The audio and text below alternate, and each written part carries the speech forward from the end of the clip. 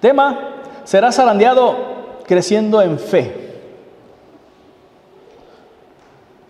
Vamos a Lucas, ahí está Lucas 22 del 31 al 34, dice: Simón, Simón, mira que Satanás ha reclamado zarandearlos a ustedes como si fuera trigo, pero yo he orado por ti para que no falle tu fe. Y tú, cuando te hayas vuelto a mí, fortalece a tus hermanos. Señor, respondió Pedro, estoy dispuesto a ir contigo tanto a la cárcel como a la muerte. Y el Señor le dijo: Simón. Pero el Señor le dijo: Pedro, te digo que hoy mismo, antes de que cante el gallo, 3 veces negarás que me conoces. Bien. Esto es muy importante. Estaban caminando yendo a Jerusalén, y simplemente el Señor le dice: oye, Simón, ¿sabes qué?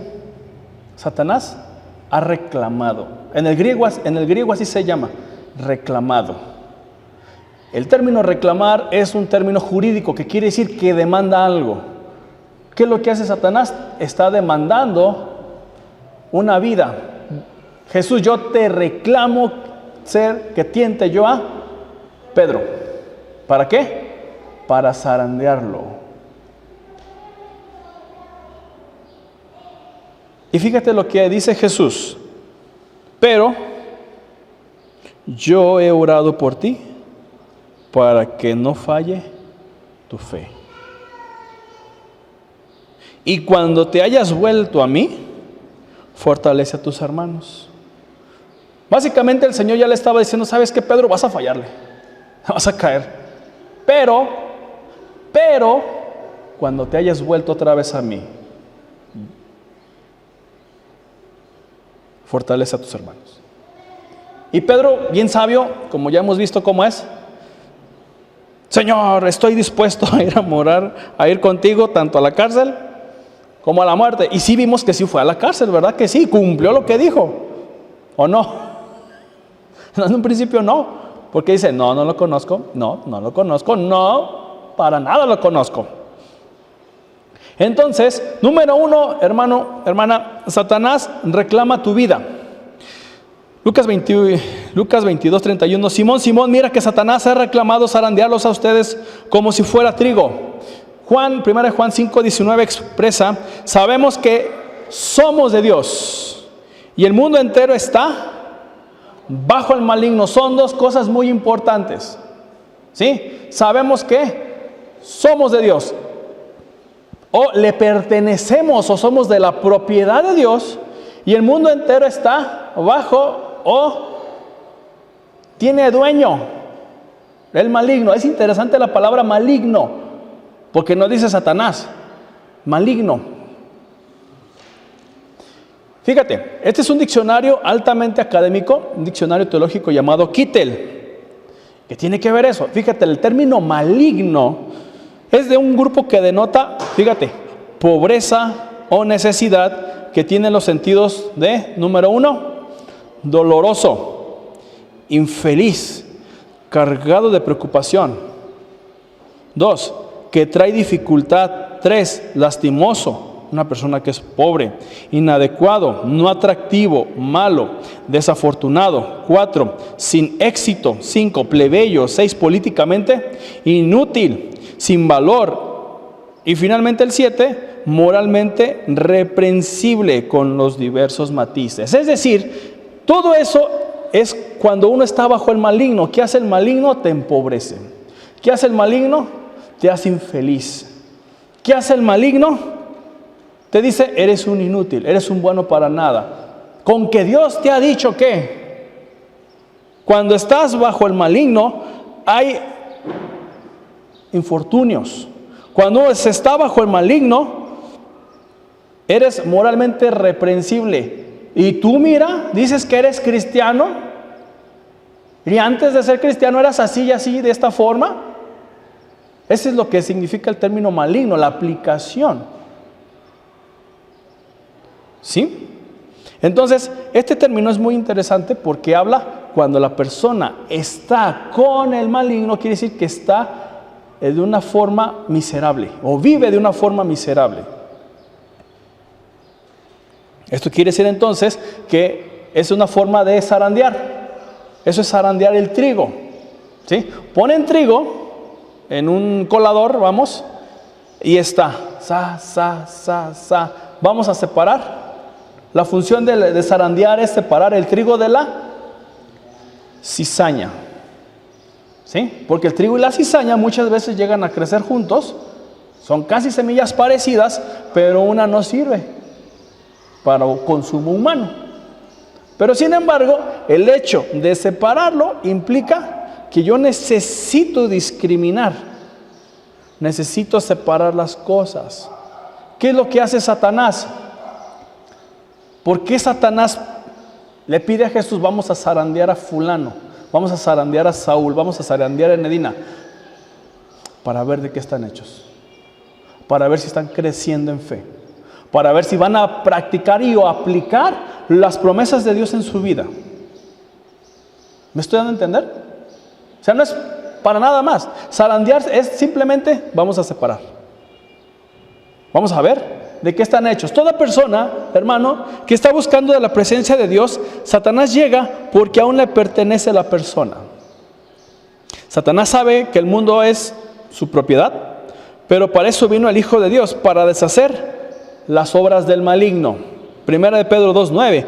Pero ustedes son descendencia escogida, sacerdocio regio, nación santa, pueblo que pertenece a Dios, para que proclamen las obras maravillosas de aquel que los llamó de las tinieblas a su luz. ¿Cuál es la función nuestra? ¿Para qué fuimos separados? Para anunciar. No tan solo anunciar lo que Dios ha hecho, sino que también nos pone en un lugar de privilegio, en un lugar de responsabilidad. Donde no éramos nada, ahora somos alguien. Eso es lo que hace Jesús.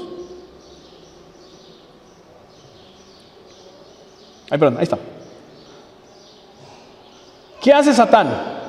Te zarandea porque él cree que sigues siendo de su pertenencia, y es ahí, hermano, que debemos resistir al maligno.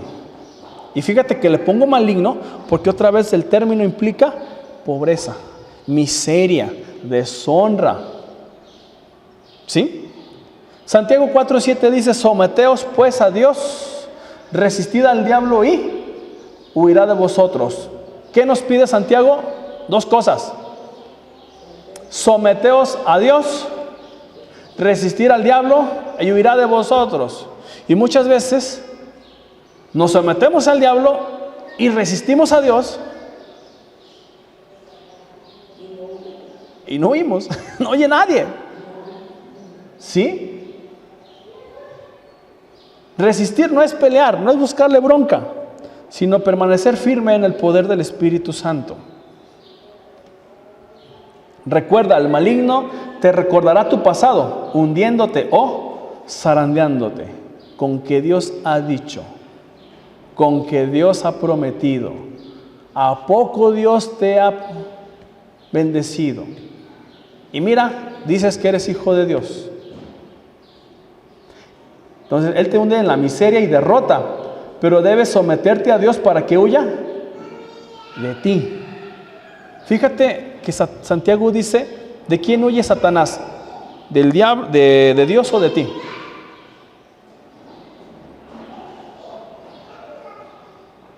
De nosotros. No dice va a huir de Dios, ¿no?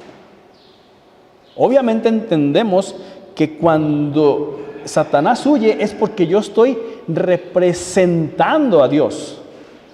¿Sí? Quiere decir que cuando yo estoy representando a Dios, quiere decir que entonces yo tengo toda la autoridad y la capacidad para poder reprenderlo.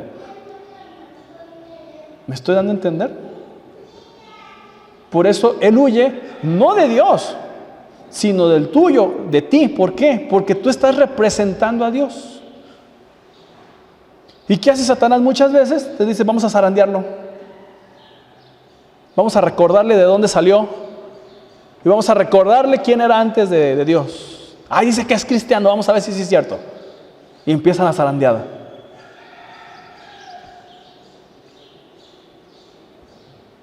2, Jesús intercede por ti. Pero yo he orado por ti para que no, ¿qué? Falle tu fe. Y tú, cuando te hayas vuelto a mí, fortalece a tus hermanos. Vemos en el versículo anterior que Jesús no nos niega las trampas de Satanás, sino al contrario, lo permite.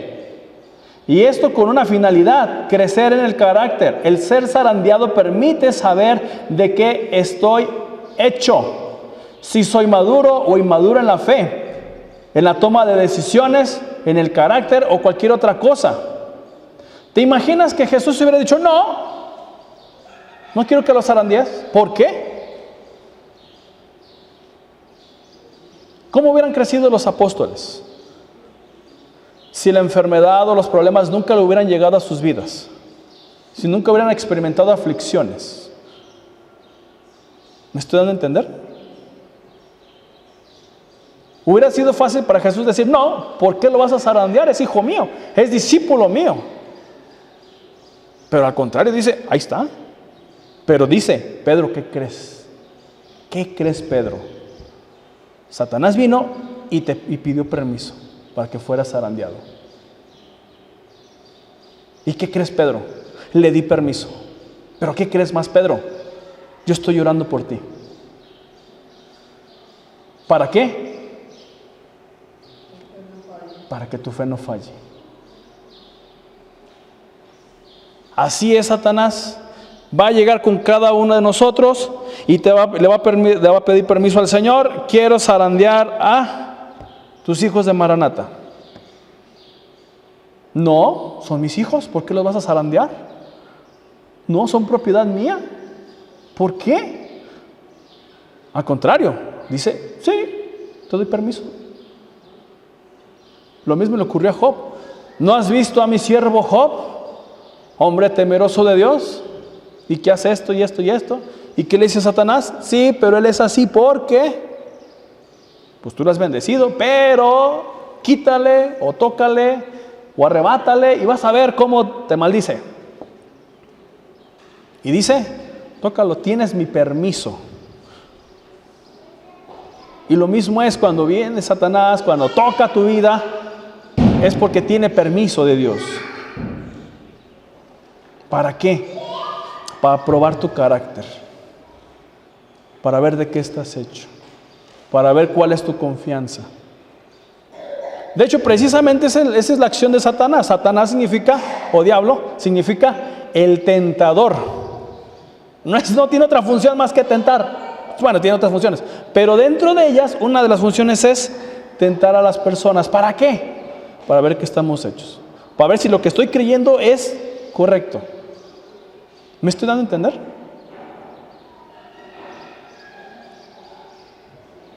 Vemos la promesa del Señor. Cuando te hayas vuelto a mí. ¿Qué quiere decir? Todo cristiano es zarandeado, pero hay una diferencia en cada cristiano. El depender del Espíritu Santo, el paracletos o el ayudador. ¿Cuántas veces nos olvidamos del ayudador y nos ayudamos a nosotros mismos? ¿Cuántas veces hemos sido consolados por el Espíritu sin que hayamos sido al hermano consuelo? Jesús intercede por nosotros orando, pero no permitirá la inmadurez, la falta de fe, de fidelidad, la flojera espiritual. Hermanos, esa chamba nos pertenece. Pedro, yo oro por ti, no permito otra cosa. Jesús les dice a sus discípulos en varias partes, hombres de poca fe. Pero en el griego se lee de otra forma, así se lee. Hombres cobardes, incrédulos. Así está en el griego. Se tradujo al español para que dijéramos, ay no, Jesús, ¿cómo crees que vamos a poner eso? Pero en el original se traduce así, cobardes, incrédulos. El incrédulo ya de por sí implica una cosa, no creer o no tener fe.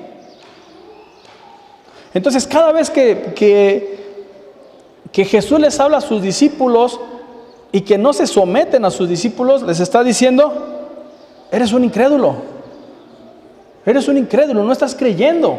Y todavía le añade: cobarde.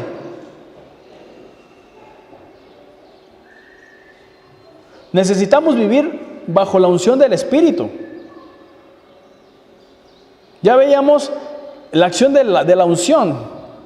¿Cuál era la unción? La función de la unción según Isaías: que la unción rompía o podría yugos. Necesitamos vivir en las alas del Altísimo. No logramos nada en la carne, sino solo en el Espíritu. Yo les decía hace como 22 días, si mal no recuerdo, muchas veces tenemos una fe intelectual, pero no una fe de vivencia, de corazón. Y muchas veces, cuando la fe del corazón quiere salir a flote, viene la fe mental. ¿Cómo es posible? ¿Cómo le vamos a hacer? ¿A poco llegaremos a hacer esto? Pues sí lo puedo hacer. Eso es una fe intelectual. La fe intelectual te habla de números, pero en limitado. ¿Cómo? La fe intelectual responde al cómo. ¿Cómo le voy a hacer? ¿Cómo le vamos a hacer para hacer tal cosa? ¿Cómo vamos a hacer para que este lugar se llene de 300 gentes? Esa es una fe intelectual. Pero la fe espiritual o la fe del corazón evoca la acción. Yo oro para que ocurra. Pero eso solo se logra en el Espíritu, no en mi mente. Por eso hace mucho tiempo yo les decía, con el Espíritu Santo muchas veces tenemos al Espíritu Santo ahí clavado atrás, y cuando lo ocupamos en una necesidad, lo desclavamos y ya cumple nuestro deseo, nuestras promesas o qué sé yo, y otra vez lo volvemos a clavar. Conocemos al Padre, conocemos al Hijo, pero ¿cuántas veces conocemos al Espíritu Santo? Sus acciones, su forma de ser, su actitud. ¿Sí me estoy dando a entender? Tenemos tanta teología del Hijo, del Padre, y muy poca experiencia con el Espíritu Santo. Sabemos que el Espíritu Santo es una persona y que es eterno y que es el intercesor, pero yo les decía en las preguntas: ¿cuántas veces hemos permitido que eso sea una realidad de nuestra vida?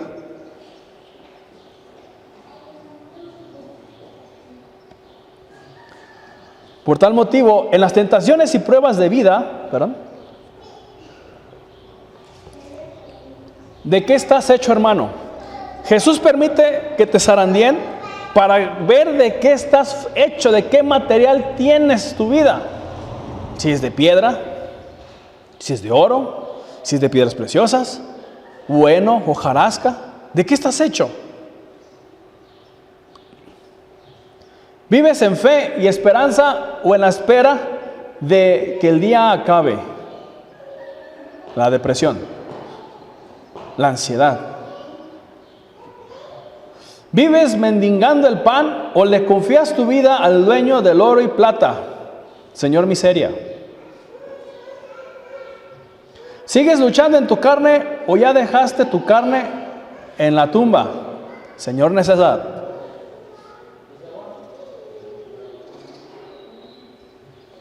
¿Ves a Dios como tu Padre o tu proveedor?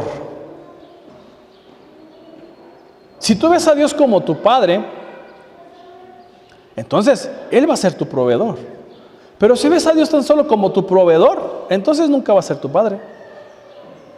Porque el proveedor solo te da lo que tú necesitas. Y el Padre da hasta lo que no necesitas.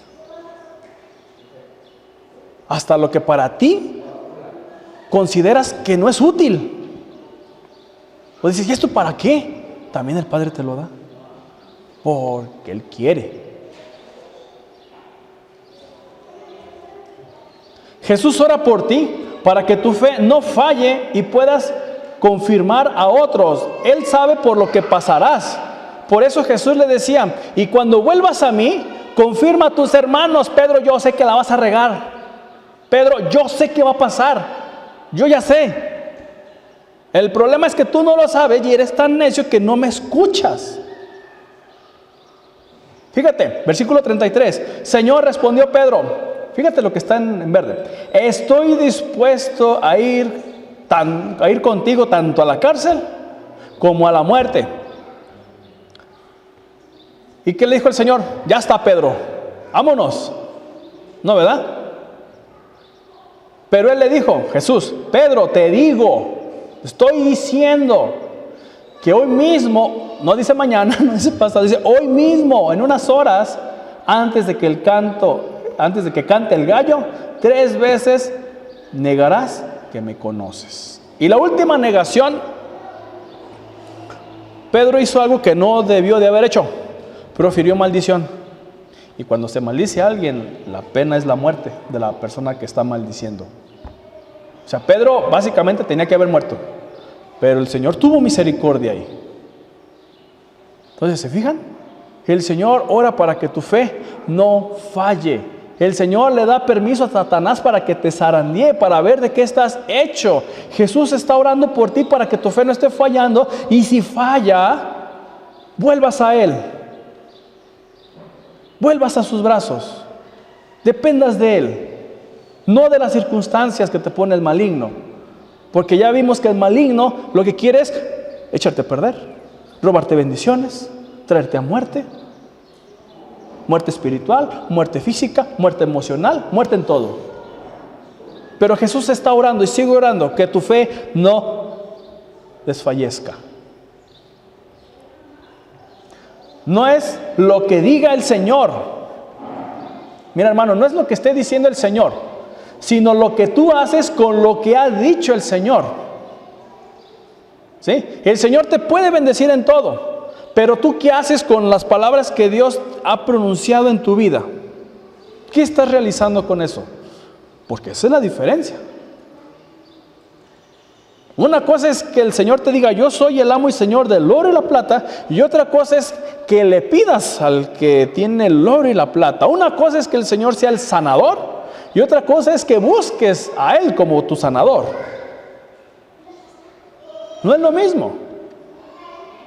Entonces, en Juan 16:33 dice, fíjate, aquí está Jesús hablando. Estas cosas os he hablado, ¿qué? Para que en mí tengan paz. Yo te hablo estas cosas para que en mí, o a través de mí, o en mí, tengan ustedes paz. En el mundo tendréis aflicción. ¿Sí? Otra vez, en el mundo tendrán aflicción o angustia. Eso es todo. No dice que tú vas a pasar por la angustia o la miseria. ¿Sí me estoy dando a entender? Una cosa es que esté la miseria ahí, y otra cosa es que la miseria toque a mi vida y que yo le abra la puerta y que yo le haga caso a la miseria. Son dos cosas diferentes. ¿Me estoy dando a entender? Una cosa es que yo tenga, que esté pasando, pero otra cosa es en quién estoy confiando. Por eso Jesús antes te da el remedio, para que en mí tengan paz. Yo te he hablado de estas cosas, ¿para qué? Para que a través de mí, solamente de mí, tengan ustedes paz. Pero ¿saben qué? En el mundo van a tener problemas y aflicciones, y claro que sí. ¿Pero qué creen? Pero dice, ya se amolaron. ¿A que sí? Así dice, ya se amolaron porque no he vencido al mundo. ¿Qué dice? ¿Qué dice? Confía. Y confianza no es una confianza ciegas, no es una fe ciega. Confiar implica depender de lo que esa persona me ha dicho. Por eso nos asegura antes, para que en mí tengas paz. ¿En qué tengo que estar confiando? En la paz del Señor. ¿Sí? Dentro de la poética hebrea, ¿sí? Primero, para llegar a un cierto asunto o una afirmación, ¿sí? Primero nos da la respuesta, ¿sí? La respuesta es esta, tener paz. Sí, vas a tener un montón de problemas, pero después te vuelve a mandar a la respuesta. ¿Sí me estoy dando a entender? Así se maneja la poética hebrea. Te doy la solución, ¿sí?, a todos los problemas habidos y por haber. Y después viene la desgracia, por así llamarlo. La aflicción tendrás en el mundo.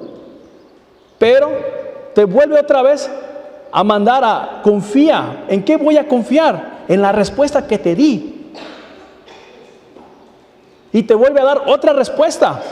¿Qué dice? Yo he vencido al mundo.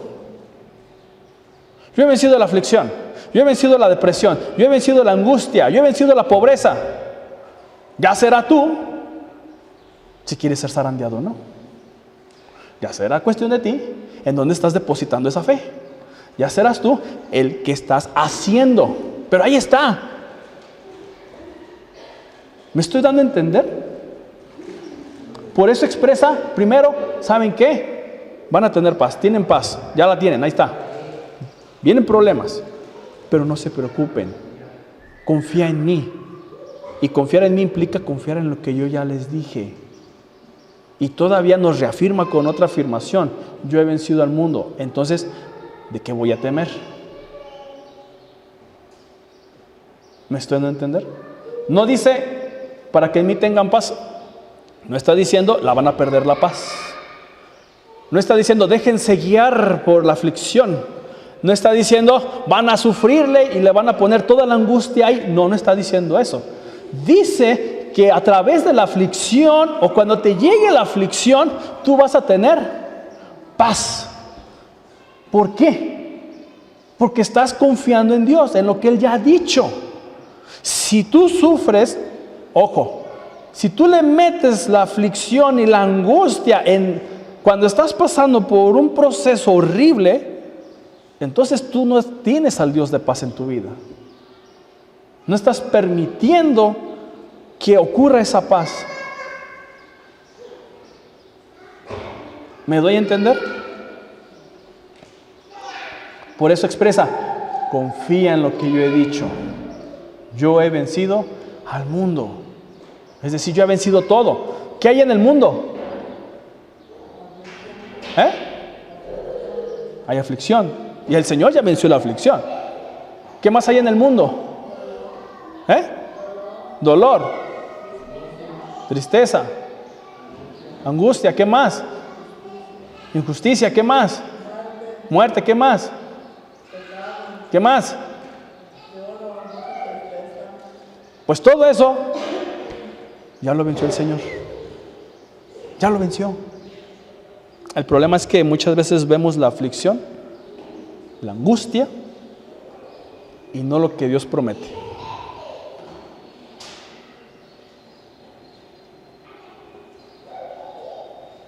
Y necesitamos dejar de ver la aflicción, no ignorarla, sabemos que ahí está.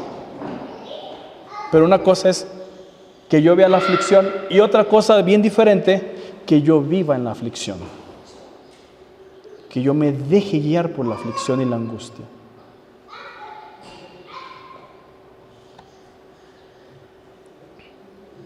No pidas al Señor que te aumente la fe, sino que conozcas al Señor que te da la fe.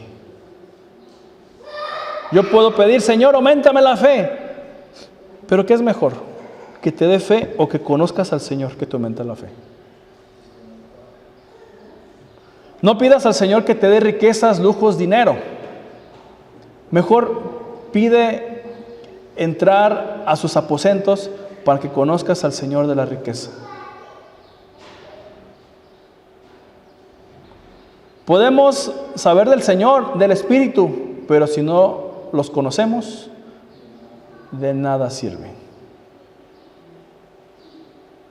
Yo les decía, podemos saber mucho de teología, mucho del Padre, mucho del Hijo, del Espíritu Santo, pero si yo no lo vivo, si yo no lo hago una realidad diaria en mi vida, ¿de qué sirve? ¿A mí de qué me sirve estar casado con mi esposa o tener una hija si yo no los conozco? Si no atiendo sus necesidades, si no atiendes mis necesidades, ¿de qué sirve?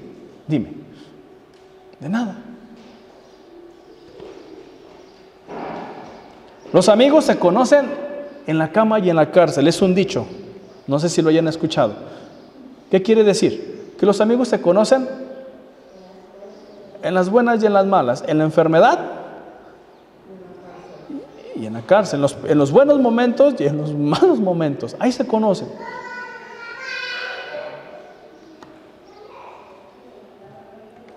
Jesús ora para que Jesús ora para que conozcas al Señor de la fe. Yo he orado, Pedro, yo he orado, Enedina, yo he orado, Chayito, yo he orado, Isabel, para que su fe no falle. ¿Sí? ¿Por qué? Porque necesitamos conocer al Señor de la fe. ¿Puedo escuchar al Señor de la fe? ¿Sí? Entonces, sí son esas cosas donde necesitamos entrar a una nueva dimensión de fe. O sea, muchas veces estamos como en el kindergarten o en el jardín de niños y ahí nos quedamos, y necesitamos ya pasar a la primaria, a la secundaria, a la prepa, a la universidad. Por poner ese ejemplo. ¿Por qué? ¿Sí? Porque si no hay un crecimiento, hay un estancamiento. Y todo lo que se estanca produce muerte. ¿Sí me voy a entender? No es mala la fe de Santo Tomás, pero podríamos ahorrarnos la angustia si yo me dedicara a entrar a una nueva dimensión de fe. ¿Sí me estoy dando a entender? A una nueva dimensión de fe. Por eso, hermanos, en esta semana les voy a pedir lo siguiente. En esta semanita, hasta el próximo domingo, ustedes le van a decir, hay un libro de hecho, que se llama Buenos días Espíritu Santo, de Benny Hinn. Si lo puedes comprar, cómpralo. Pero yo sí te voy a pedir una cosa, que todos los días, mañana, tarde, noche, platiques con el Espíritu Santo como precisamente si fuera tu pareja, tu amigo, tu amiga. ¿Sí me doy a entender?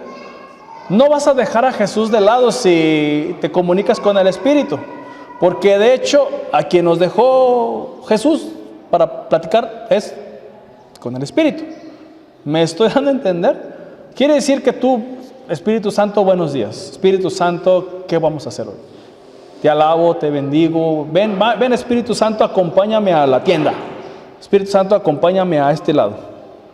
¿Qué es lo que quiero en esta semana? Que al menos en esta semana seas más consciente de la realidad del Espíritu Santo en tu vida. Ojo, yo sé que sabes que existe, pero una cosa es que tú sepas que sabes que existe y otra cosa es que tú lo experimentes, más allá del simple hecho teológico o bíblico o pronunciación de palabras, que las palabras se vuelvan una realidad. Por eso les decía a uno de los principios, muchas veces,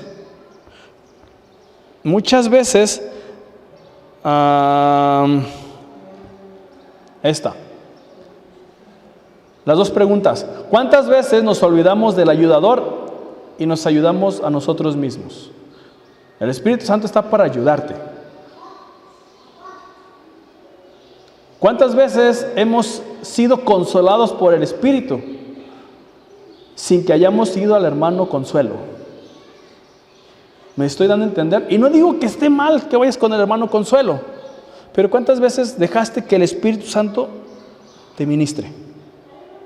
¿Cuántas veces dejaste que el Espíritu Santo te toque el corazón? ¿Cuántas veces dejaste que el Espíritu Santo intercediera? ¿Me estoy dando a entender?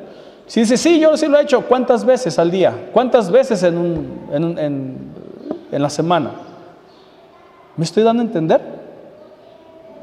Entonces, esta semana sí yo te pido que desde que te levantes, buenos días Espíritu Santo, ¿para dónde vamos a ir? ¿Qué vamos a hacer? ¿A quién le vamos a predicar? ¿Qué vamos a cocinar?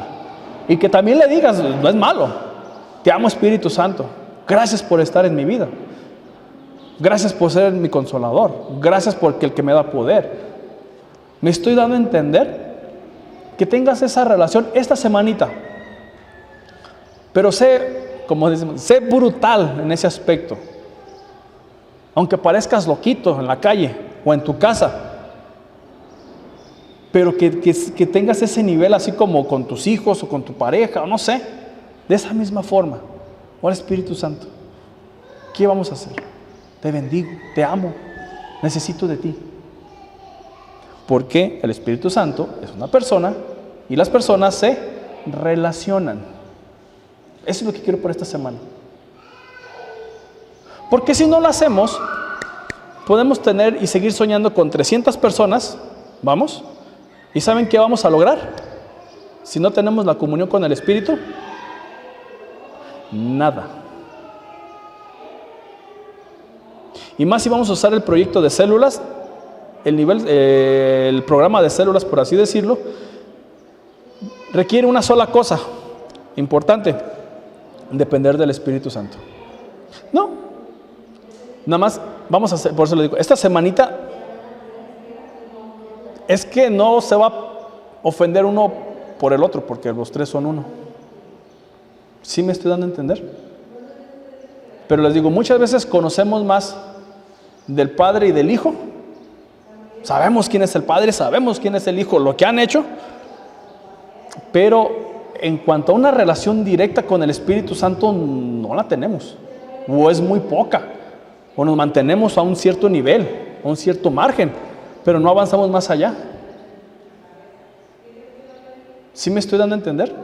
Por eso, o sea, todos los días, no te digo, olvídate del Padre y del Hijo, no, o sea, está bien, pero relaciónate más con el Espíritu. No se va a enojar Dios, no se va a enojar Jesús, porque precisamente dice, les voy a enviar, ¿qué? ¿Y qué función tiene el Espíritu según Juan? No te voy a dejar huérfanos. Dice, vendió otra vez. Sí vino, los 40 días. Y después dice, les voy a dar el Espíritu para que lo que Él escuche les hable. Es decir, que lo necesitamos.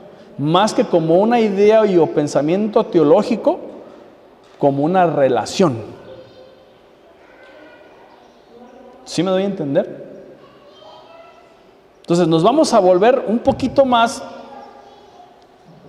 cristocéntricos, pero también nos vamos a meter un poquito más en la relación con el Espíritu Santo. ¿Me doy a entender? Entonces, esta semanita, experiméntalo. Háblales, todo como si fuera tu pareja o tu mejor amigo, no sé. Buenos días, buenas tardes, buenas noches, ¿qué vamos a comer? Te amo, porque es una relación. Esta semanita sí. Usted no se preocupe. Y si ya el Señor te habla, ahí sí es otro asunto. Dale gracias. Pero búscalo de corazón. Más que una imposición, más que el pastor me dijo que lo hiciera. Es, a ver, yo quiero conocer al Espíritu. Que ya no esté clavado ahí, sino que ahora se esté moviendo en mí.